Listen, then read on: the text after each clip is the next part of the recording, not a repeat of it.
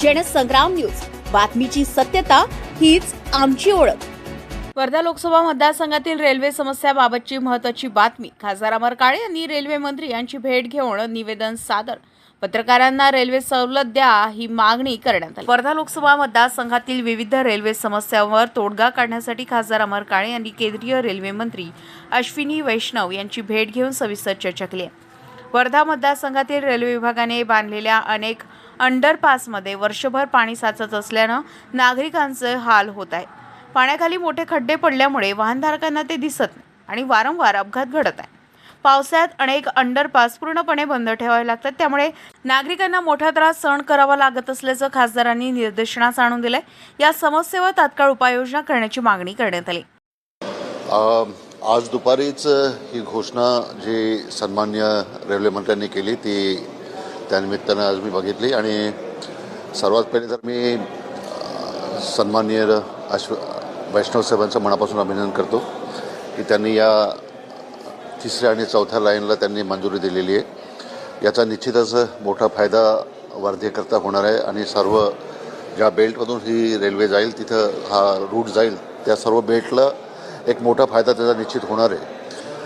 फक्त अपेक्षा इतकी आहे की जो टाईम बाउंड प्रोग्राम आपण दिलेला आहे की 5 वर्षामध्ये ही तिसरी आणि चौथी लाईन कम्प्लिशन याचं झालं पाहिजे। माझी फक्त अपेक्षा इतकी राहील की या टाईम बाउंड याच्यामध्ये हा प्रकल्प पूर्ण झाला पाहिजे ही अपेक्षा मी या ठिकाणी करतो। कारण की या पहिलेसुद्धा देशाचे सन्माननीय पंतप्रधान माननीय मोदी साहेब हे आमच्या आर्वी विधानसभा मतदारसंघामध्ये आले होते आणि त्यांनी जो एक फार प्रलंबित आमचा रेल्वेचा एक विषय आहे आर्वी पुलगाव ब्रॉडगेज आणि पुढं त्याचं कंटिन्युएशन अंमलापर्यंत, तर स्वतः माननीय पंतप्रधानांनी त्या संदर्भामध्ये आश्वस्त केलेलं होतं। आता त्या सन्माननीय पंतप्रधानांच्या घोषणेलासुद्धा बरेच वर्ष झालेले आहे, परंतु अजूनसुद्धा कुठेही त्याच्यामध्ये थोडीसुद्धा प्रगती सध्या झालेली नाही आहे।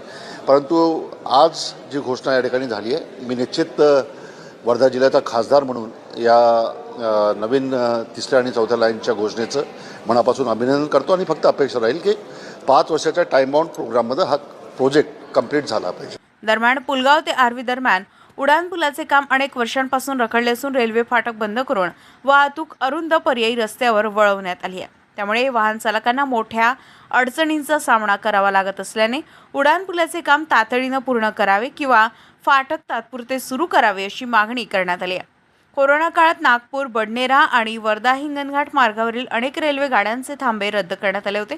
मात्र कोरोना संपूनही ते थांबे पूर्ववत झाले नसल्याने रद्द गाड्या पुन्हा सुरू करण्याची मागणी यावेळी करण्यात आली आहे। तसेच पुलगाव आर्वी नॅरोगेज मार्गाचे ब्रॉडगेजमध्ये रूपांतर करून तो मार्ग वरुडपर्यंत वाढवण्याचा प्रस्ताव मांडण्यात आला आहे। हा मार्ग सुरू झाल्यास पुलगाव आणि आमला येथील दारुगोळा भांडारे रेल्वे मार्गाने जोडले जाईल आणि सुमारे 150 किलोमीटर अंतराची बचत होणार असल्याने हा प्रकल्प केंद्र सरकारच्या दृष्टीनेही महत्त्वाचा ठरणार आहे। याशिवाय अधिस्वीकृतीधारक पत्रकारांना रेल्वे सवलत, नागपूर भुसावळ खंडवा गाडी सुरू करणे तसेच रेल्वे स्थानकावरील प्रवासी सुविधांमध्ये सुधारणा करण्याबाबतही सकारात्मक चर्चा झाल्याची माहिती समोर आली आहे। मलिक पटेल, जनसंग्राम न्यूज, आर्वी।